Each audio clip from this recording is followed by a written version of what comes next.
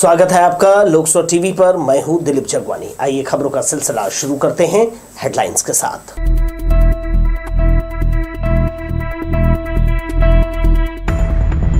नए सीएम ने राम मंदिर में पूजा पाठ किया, प्रदेश की खुशहाली के लिए की कामना।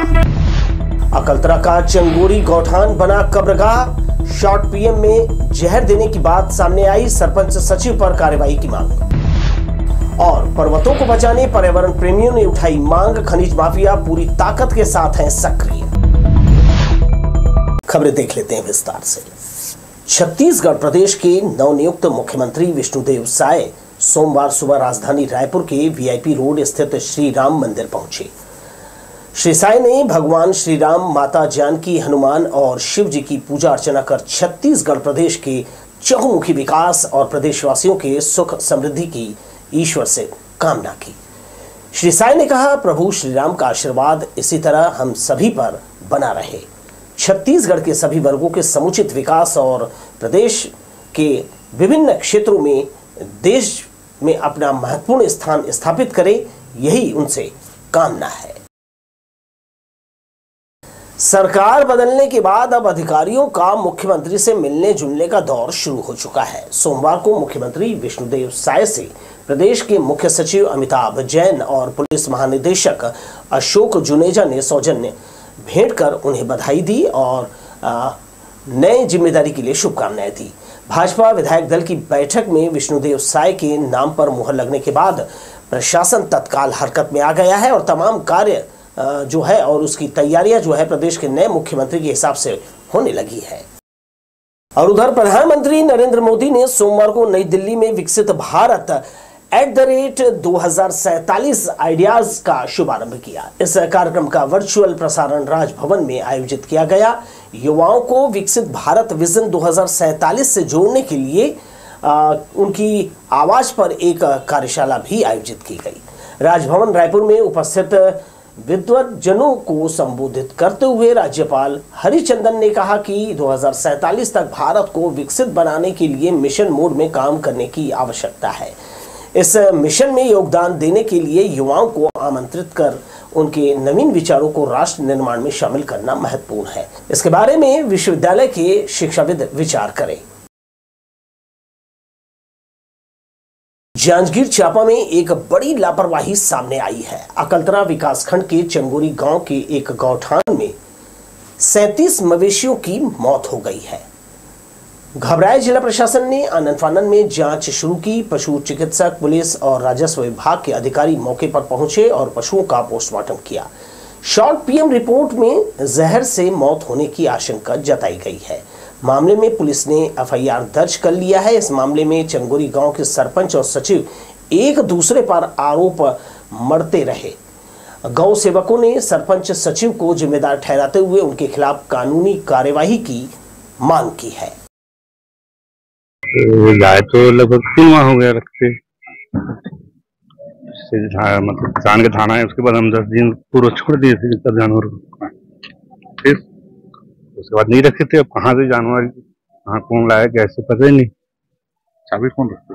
चाबी दरवाजा खुला था, नहीं लगाया था, गेट नहीं लगाया था। तो आप लोग देखने आते भी हैं कि खोल दिए सर। अब गौठान में तो कहाँ जरूरत ही नहीं आने का। यहाँ तो गोबर भी रखा है, वो सब नहीं, तो पहले का है, पूर्व का है।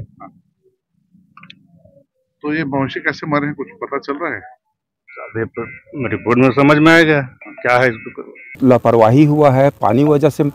अब मैं उसको नहीं बता सकता क्या घटना के नाम से, वो रिपोर्ट अब बताएगा मैंने।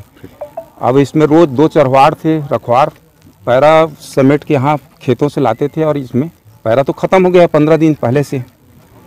अब वो पैरा मानिए जो मशीन के द्वारा कटाई हुआ है।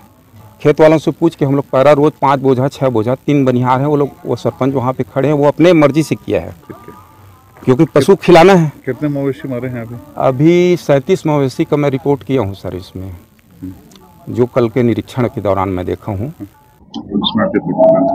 ग्राम सचिव के द्वारा कल एक आवेदन दिया गया कि चंगोरी ग्राम में 30-35 मवेशी अज्ञात कारणों से मर गए हैं करके, जिसकी सूचना पर से पुलिस आकर यहाँ पर डॉक्टरों की टीम के द्वारा मवेशियों का पोस्टमार्टम कराया गया है पोस्टमार्टम रिपोर्ट आने के पश्चात अग्रिम कार्रवाई प्रखंड में की जाएगी। पोस्टमार्टम उपरांत जो है सबको जो है इस स्थान पर जो है दफना दिया गया है गड्ढा करके,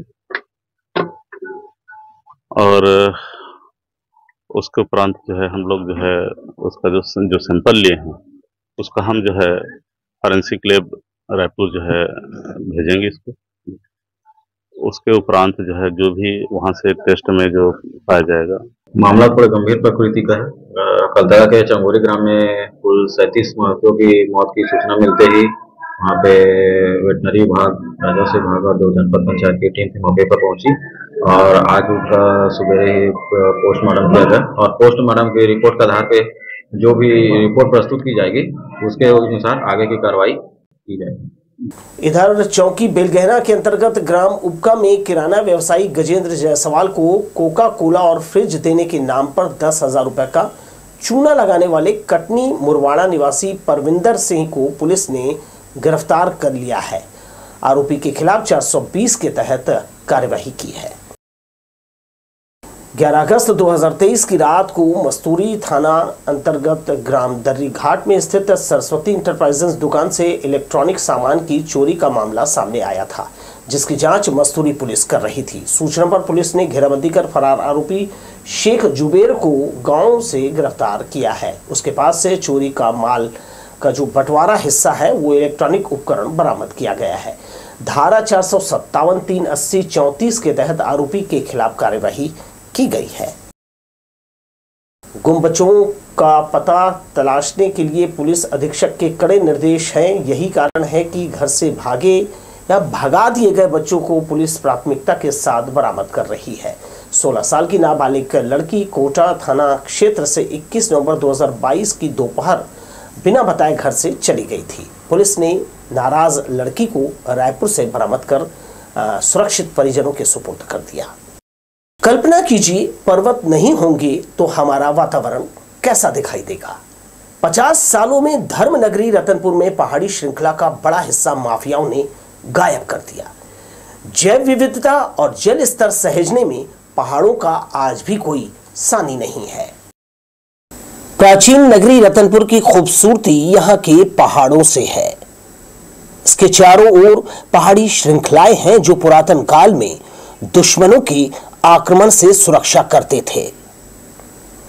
रतनपुर का प्राचीन वैभव यानी खनिज संपदा बीते 50 सालों में खूब लूटा है। क्षेत्र की उपेक्षा करने कोई कसर बाकी नहीं रखी। प्राकृतिक सुंदरता को ऊंचाई देने वाले पहाड़ों का अस्तित्व खत्म करने की साजिश की गई। पर्यटन नगरी में करीब 5 दशकों से पहाड़ों में वैध अवैध खनन जारी है, जिसके चलते यहाँ के सैकड़ों पहाड़ गायब हो गए।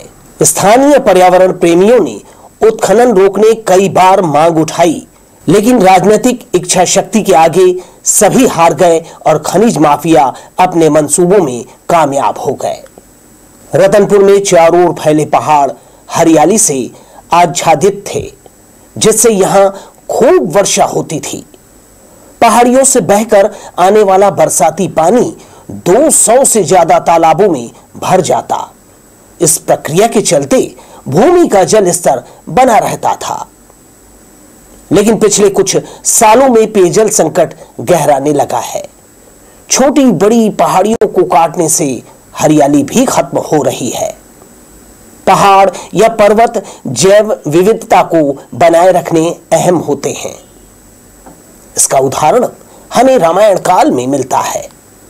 भगवान लक्ष्मण की प्राण रक्षा के लिए राम भक्त हनुमान संजीवनी बूटी समेत पूरा पर्वत उठा लाए थे। कई दशक तक स्थानीय और बहुत से बाहरी वैध दुर्लभ जड़ी बूटियों की तलाश में रतनपुर के पहाड़ों की खाक छाना करते थे। औषधीय पेड़ पौधे अक्सर घने जंगलों और पहाड़ों में खूब होते हैं। पहाड़ों के साथ अब जैव विविधता भी खत्म हो गया है। छत्तीसगढ़ में अनेक पहाड़ अवैध उत्खनन की भेंट चढ़ गए। अकेले रतनपुर के नवापारा, दरीफरू, जोगी अमराई, सांधीपारा, खैरखुंडी में ऊंचे और दूर दूर तक फैले पहाड़ अब मिट्टी के टीलों में बदल गए हैं। विकास की भेंट चढ़ाए जा रहे पर्वतों की अहमियत नई पीढ़ी कभी नहीं जान पाएगी, क्योंकि उसके देखने के लिए ये जिंदा नहीं रहेंगे। रतनपुर के विकास से कहीं ज्यादा पत्थर, मिट्टी और दूसरा खनिज गैर कानूनी तरीके से बेच दिया गया। बाईपास सड़क निर्माण में करोड़ों का पत्थर ठेकेदार ने पहाड़ काटकर डाल दिया। इस शिकायत पर आज तक कोई कार्यवाही नहीं हुई। पर्वत बोलते हैं, आवाज पर अनुगूंज देते हैं। ये न होंगे तो दूर पहाड़ी की हरियाली में चिड़ियों का बसेरा कहानियों से भी गायब हो जाएगा। पर्वत दिवस की दर्शकों को बधाई। विजय दानीकर, दिलीप जगवानी, लोकसभा टीवी, बिलासपुर। बेहतर भविष्य के लिए ऊर्जा बचाने के उद्देश्य से पूरे राष्ट्र में प्रत्येक वर्ष 14 दिसंबर को राष्ट्रीय ऊर्जा संरक्षण दिवस मनाया जाता है। दक्षिण पूर्व मध्य रेलवे बिलासपुर मंडल में प्रतिवर्ष की तरह इस बार भी 14 दिसंबर तक ऊर्जा संरक्षण सप्ताह मनाया जा रहा है। बिलासपुर रेल मंडल विद्युत विभाग द्वारा सभी अधिकारी कर्मचारियों को बिजली बचाने के विभिन्न उपाय बताए गए। ऊर्जा बचत करने की आदत डालने की अपील सभी से की गई, ताकि इस बचाई गई ऊर्जा को देश हित में काम में लाया जा सके। जन जागरूकता के लिए मंडल के प्रमुख स्टेशन, कार्यालय, वर्कशॉप और प्रमुख स्थानों पर ऊर्जा संरक्षण से संबंधित बैनर, पोस्टर लगाए गए हैं। दक्षिण पूर्व मध्य रेलवे के सभी प्रमुख रेलवे स्टेशनों और दक्षिण पूर्व मध्य रेलवे से गुजरने वाली गाड़ियों में विशेष अग्नि सुरक्षा अभियान चलाया जा रहा है। इस अभियान के तहत वाणिज्य विभाग और रेलवे सुरक्षा बल द्वारा गाड़ियों के पेंट्री कार सहित यात्री डिब्बों में पहुंचकर किसी भी प्रकार के विस्फोटक और एलपीजी सिलेंडर, केरोसिन स्टोव आदि ज्वलनशील सामानों की जांच कर त्वरित कार्यवाही की जा रही है। यात्रियों को इस दौरान ज्वलनशील और विस्फोटक सामानों को लेकर यात्रा नहीं करने के प्रति जागरूक किया जा रहा है। साथ ही सभी टिकट चेकिंग कर्मचारियों को ड्यूटी के दौरान अग्निशमन यंत्रों की उपलब्धता और गाड़ियों में प्रतिबंधित सामानों की जांच करने के लिए निर्देशित किया गया है। आइए एक नजर फिर से हेडलाइंस पर।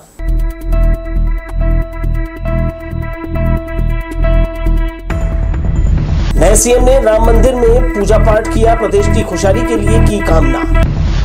अकलतरा का चंगोरी गौठान बना कब्रगाह, शॉर्ट पीएम में जहर देने की बात सामने आई, सरपंच सचिव पर कार्रवाई की मांग। और पर्वतों को बचाने पर्यावरण प्रेमियों ने उठाई मांग, खनिज माफिया पूरी ताकत के साथ हैं सक्रिय। पेड़ काटकर निजी जमीन पर एक व्यक्ति ने कब्जा जमा लिया है। लाल खदान निवासी जमीन मालिक ने इस दोहरे अपराध की पुलिस और सरकारी अधिकारियों से शिकायत की है, मगर 1 महीना हुआ एक्शन नहीं लिया गया है। बलपूर्वक जमीन पर कब्जे का ये मामला सिरगिट्टी क्षेत्र के बनागडी का है। लाल खदान निवासी जमीन मालिक भवतोष बारिक का भतीजा मुरली शिकायत करने सोमवार को कलेक्टोरेट पहुंचा था। उसने बताया क्षेत्र के दबंग श्याम सोनी ने उसकी 5 डिसमिल जमीन पर बलपूर्वक कब्जा कर लिया है।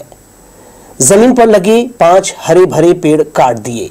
इसकी शिकायत 1 महीना पहले उसने सिरगिट्टी थाने और डीएफओ को लिखित में किया था। कार्यवाही नहीं होने पर जिला प्रशासन से फरियाद करने युवक आया था। हमारा 5 डिसमिल जमीन है सिरगिट्टी मन्नात में, कुछ लोगों ने अवैध कब्जा करके हमारे पेड़ वेड़ सब काट दिया गया वहाँ से, और हमारा पोल वोल जो गड़ा था उसको भी उखाड़ के फेंक दिया। हम गए थे समझाइश के लिए तो गाली गलौज देना चालू कर दिए थे।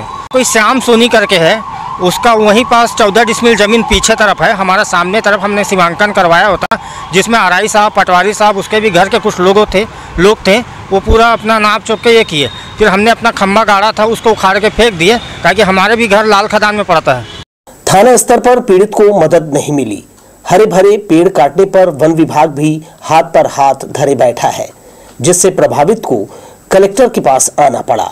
दोहरे अपराध की जांच में देरी करने से जमीन मालिक का कानून से भरोसा उठ सकता है। कैमरामैन सतीश साहू के साथ दिलीप जगवानी, लोकसभा टीवी, बिलासपुर। जिला प्रशासन का साप्ताहिक कार्यक्रम जन दर्शन अब हर सोमवार को हो रहा है। कलेक्टर के व्यस्त रहने पर डिप्टी कलेक्टर शिव कुमार बैनर्जी ने इस सप्ताह फरियादियों को सुनकर उनसे आवेदन लिया। राजस्व, सरकारी राशन और कई तरह के शिकायती पत्र मिले हैं। इसकी जांच कर निराकरण विभागों से कराया जाएगा। जानकारी नहीं होने पर केवल 30 फरियादी पहुंचे थे। सभी को इत्मीनान से सुनकर श्री बनर्जी ने सुनवाई और मदद का भरोसा दिलाया है। अग्रवाल समाज द्वारा हर वर्ष ठंड के मौसम में ग्रामीण क्षेत्रों के अलावा असहाय लोगों को कंबल का वितरण किया जाता है। सोमवार को समाज के पदाधिकारियों ने व्यापार विहार के बड़ी पार्किंग में लोगों को कंबल बांटे। कड़ाके की ठंड झेल रहे गरीबों को राहत देने के लिए समाज ने मदद का हाथ बढ़ाया है। शीतलहर को देखते हुए गरीब बुजुर्ग, महिला और बच्चों को गर्म कपड़े बांटे गए। इस दौरान कंबल पाकर जरूरतमंदों के चेहरे पर खुशी देखी गई। मानव सेवा ही सबसे बड़ा धर्म है। इस काम के लिए हर वर्ग को आगे आकर लोगों की मदद करनी चाहिए, ऐसा सदस्यों ने कहा। हम लोगों ने बीड़ा उठाया कि इस बार 2000 कंबल हम बांटेंगे, जिसमें आदिवासी बैगा जातियों को हम लोग 1100 कंबल अभी तक बांट चुके हैं और जोंधरा गांव में 200 कंबल बांट के आए हैं, 1300 हो गया और 900 कंबल आज लगभग यहां पर व्यापार विहार के मजदूरों को बांटा जाएगा। ये सब अग्रवाल समाज बिलासपुर की तरफ से किया जा रहा है। 1200 कंबल बेलघना रोड में वितरण किया गया है और 800 कंबल से 900 कंबल यहाँ व्यापार विहार में वितरण किया जा रहा है हमारे, और 200 कंबल जोंधरा में वितरण किया गया है।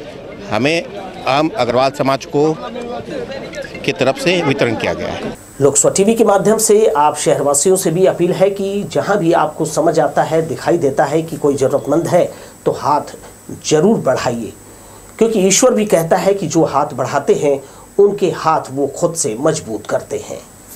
इस अपील के साथ ही मुझे दीजिए पूरी टीम के साथ विदा और आप देखते रहिए लोकसभा टीवी। नमस्कार।